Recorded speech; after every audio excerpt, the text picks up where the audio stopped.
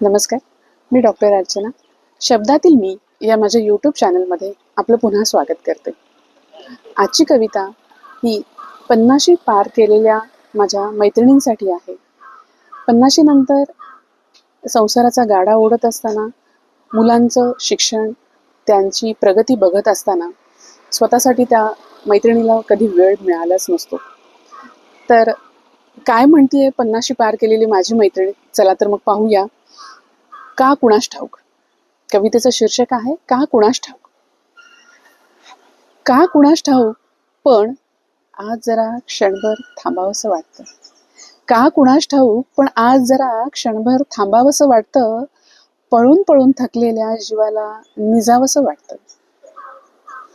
का कुणास ठाऊक, का कुणास ठाऊक, पण हरवलेल्या मनाला शोधावंसं वाटतं. उठलेलं काहूर शमवावंसं वाटतं. उठलेलं काहूर शमवावंसं वाटतं. का कुणास ठाऊक, पण आज जरा स्तब्ध व्हावंसं वाटतं. का कुणास ठाऊक, पण आज जरा स्तब्ध व्हावंसं वाटतं. चाललेल्या धडपडीला लुप्त व्हावंसं वाटतं. का कुणास ठाऊक, का कुणास ठाऊक, पण आज जरा स्वतःसाठी जगावंसं वाटतं. जगताना मात्र मंत्रमुग्ध व्हावंसं वाटतं. जगताना मात्र मंत्रमुग्ध व्हावंसं वाटतं.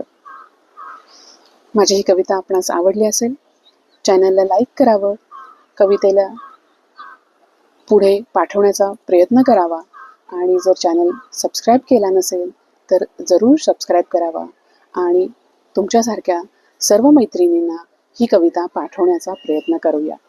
चला तर मग पुन्हा भेटू पुढच्या गुरुवारी एका नवीन कवितेसह, एका नवीन विषयासह.